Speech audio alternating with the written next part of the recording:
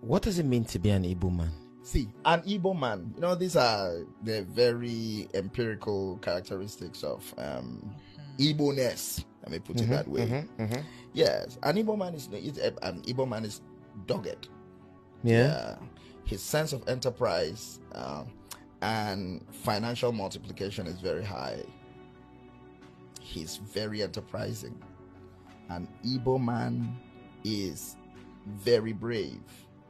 An Igbo man has a lot of territorial dominance. An Igbo man is very audacious. They don't fit in, they stand out. Yes. An Igbo man is very brave. An Igbo man rather dies on his feet than live on his knees. They're very enterprising, very brave. Yes. And they're not, like I said, they're audacious. They're not afraid to start everything all over again. So an Igbo man is a cat with 9 lives. Yeah.